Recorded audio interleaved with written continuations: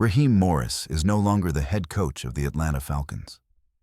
And the reason this story has dominated headlines, podcasts, and social media feeds isn't just the decision itself, but the timing, the context, and what it reveals about the modern NFL.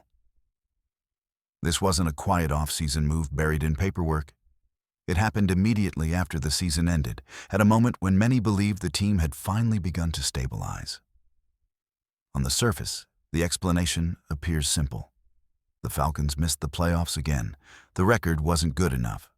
Ownership wanted change. But once fans and analysts looked closer, the situation became far more complex.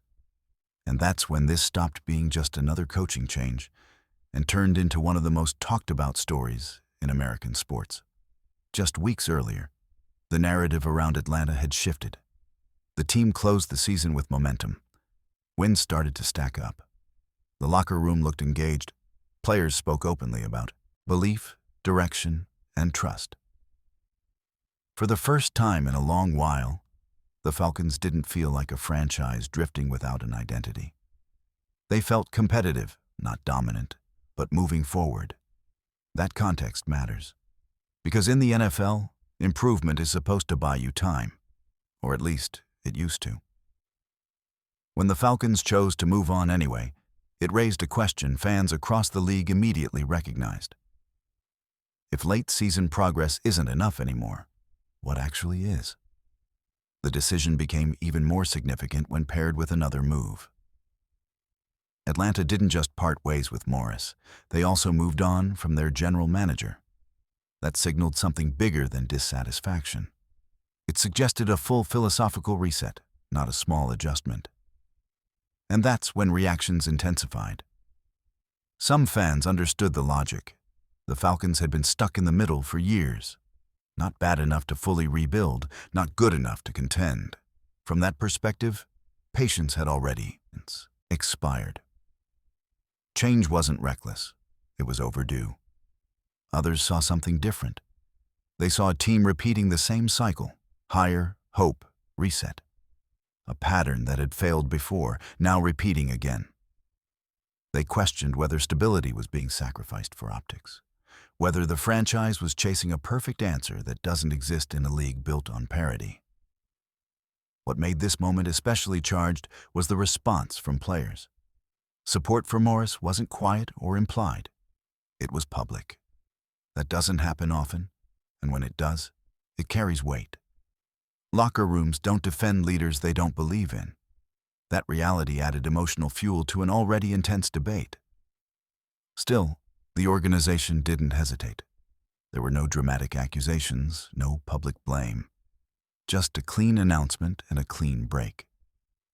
From a corporate standpoint, it was efficient. From a fan perspective, it felt abrupt. And in today's media environment, abrupt decisions don't stay. Contained, they multiply. Within hours, the story moved beyond Atlanta. National analysts debated it on television. Sports radio dissected every angle. Online discussions expanded into broader questions about coaching security across the league. Because if this could happen here, it could happen anywhere. That's what pushed Raheem Morris into trending territory far beyond Falcons fandom. At the same time, attention turned to his future. Unlike many firings, this one didn't damage his reputation.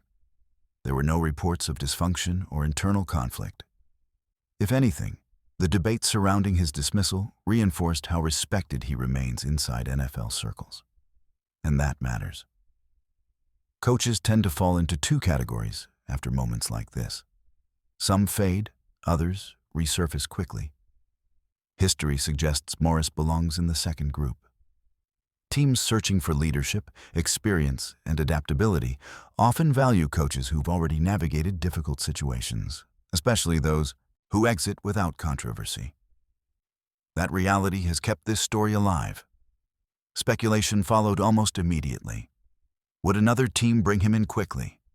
Would he step into a coordinator role and reset his trajectory? Would this firing prove to be a pause rather than an endpoint? Every rumor, every vacancy, every interview request reopened the conversation. Atlanta's decision created ripples across the league, and Morris remained at the center of them. Meanwhile, the Falcons now face a different challenge: expectations. Resetting leadership accelerates judgment. Whatever comes next will be evaluated instantly. Wins will be framed as validation. Losses will invite comparisons to what came before. That's the cost of decisive change. This situation also reflects something deeper about today's NFL. The league has become faster, louder, and less forgiving. Social media compresses timelines.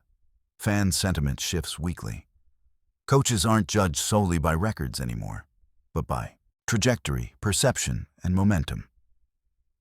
Raheem Morris found himself caught in that space, not failing, but not breaking through fast enough, improving, but not reaching the finish line. In another era, that might have meant another season. In this one, it meant an ending. As days pass, the shock has given way to reflection.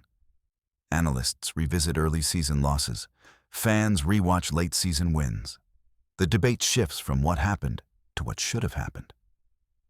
And that's why this story still hasn't settled. Because it isn't really about one coach. It's about what franchises value, how much patience still exists, and whether stability is becoming a liability instead of an asset.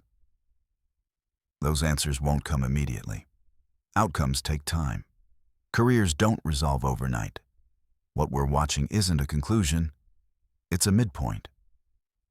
And until Atlanta's next chapter begins and Morris writes his own next move, this moment will remain relevant, not because it was dramatic, but because it was revealing. Because sometimes the most important sports stories aren't about what happens on the field, but about the decisions made when the season ends.